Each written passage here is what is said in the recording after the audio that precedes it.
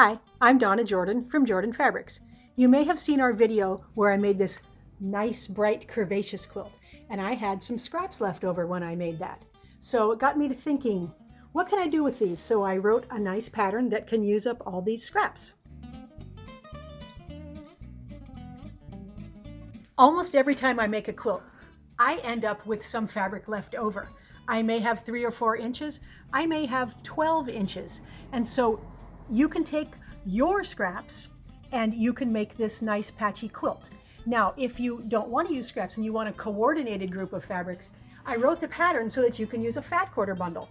So any of these are nice bright CAF ones, any of these will also work in this pattern. What you're going to need to make the quilt is 54 strips that are at least 15 inches long, they don't have to be exact, and cut 3 inches wide. Now, if you don't have these already cut and you're using your full width of the fabric remnant pieces, you're going to want to cut 3-inch strips this way, and you're going to need a total of 25 strips of a variety. And if you're cutting from fat quarters, from a fat quarter bundle or stray fat quarters that you have, you're going to want to cut 3-inch strips this way from your 9 fat quarters. Now, you don't need to remember all the numbers on how many strips you need because that's all in the free pattern. But once you have them, you can head right on over to the sewing machine. Now we're going to take 5 different strips, any 5, and we're going to sew them side by side into a strip unit. And it doesn't matter if they're different lengths. We're just going to start with them even at the top and sew till we get off of the other end. So take your first 2, line up the top corners here, and stitch with a nice 1/4 inch seam, and don't stretch anything, just stitch all the way down.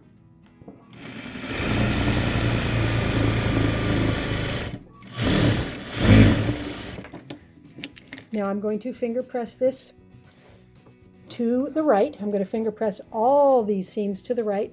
I'm going to pick up the next piece and stitch it on and keep going till they're all stitched together. Once those are all stitched together, you want to iron it nice and flat. So I like to smooth it out first, dry iron, make sure everything looks straight, and then steam it.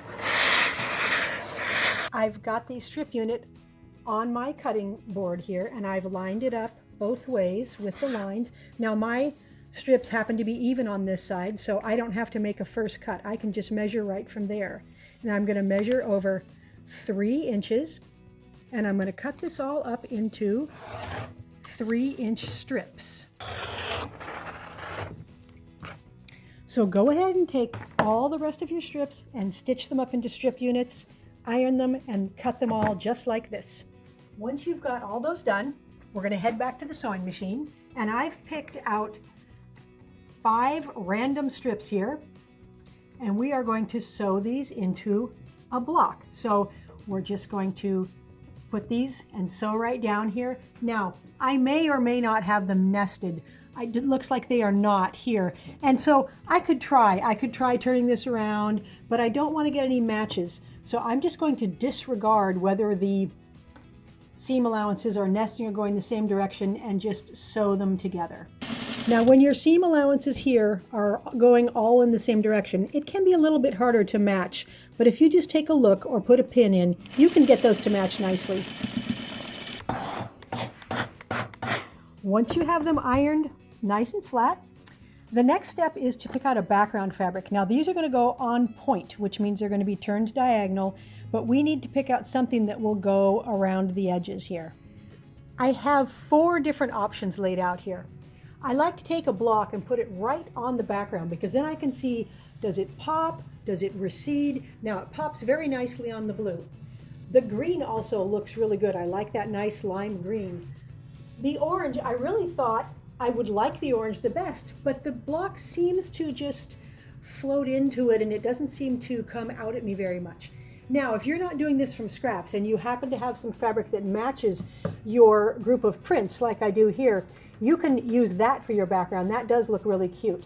But I'm going to go with the blue, the first choice. For the background, we're going to need some 13-inch squares. They're going to go here. Then we have some 10.5s. They're going to go in the corners, and some 19.5s, and they're going to go around the edges. Now these guys need to be cut again. So these ones need to be cut once right along the diagonal. And then this bigger square, it needs to be cut on both diagonals. So I need to use a longer ruler because my 24-inch one is not quite long enough. So get something that's really long. You can even draw this ahead of time and then cut if you like. And we have to cut in both directions, and that is so we can get the grain, the straight grain of this fabric straight around the edges of the quilt and not biased. That will help the quilt lay nice and flat. We have all the pieces we need to lay out the quilt. So let's start with the patchwork. We are going to do 3 rows of 3 blocks, and I'm just going to lay them out. I may spin them around afterwards if I don't want too much of one color in one area. So this part goes really, really fast. Now these 4 blue will go in between the squares, and then we just have to fill in with the corner triangles. There, now the whole quilt is laid out. Now it's pretty easy to sew these rows together because they're so big.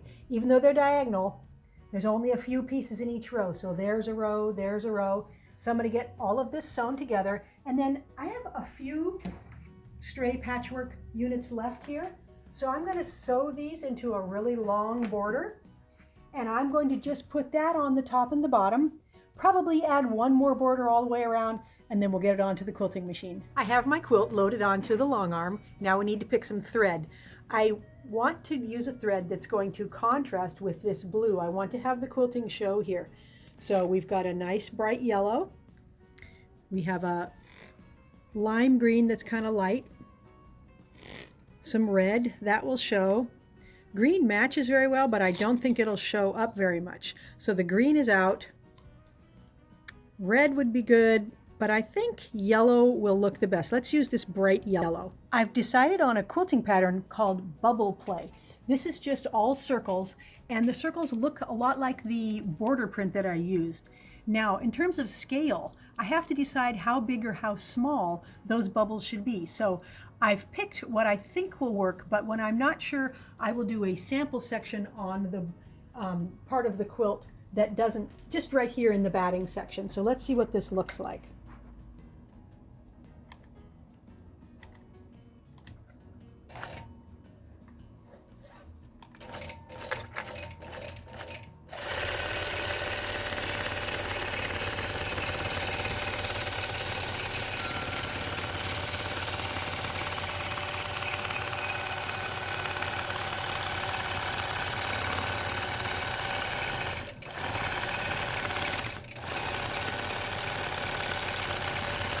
All right, even that little bit gives me a really good idea, and I think this scale will be perfect on there, so I'm going to go ahead and get it started.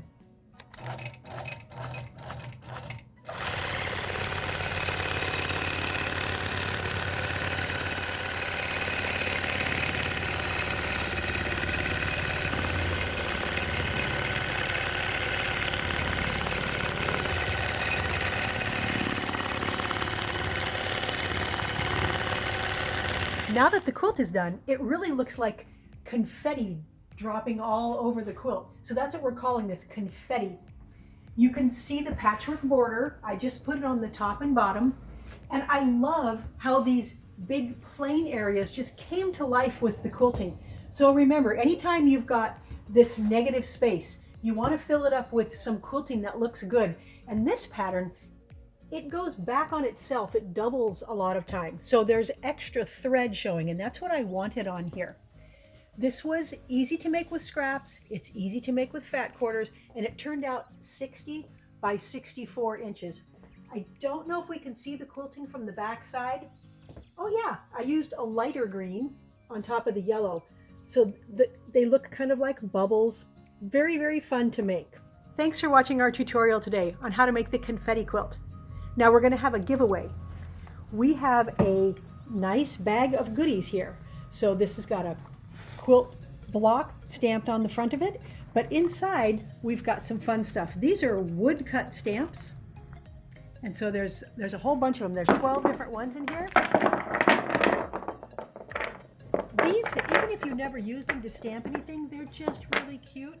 But We've got 6 colors of ink that go with them, so you can stamp these onto fabric. You can make your own, it's with something, it'll look like batiks, but you won't have to use hot wax or anything. And we've got a book that's got some ideas for using the stamps and making a lot of other projects. Now it's very easy to enter. Just click the link below the video that says giveaway and put in your email address and your name. And remember, we can mail this to anyone worldwide. Good luck. Now, if you don't want to miss any of our upcoming tutorials, be sure to subscribe to our YouTube channel. Happy quilting!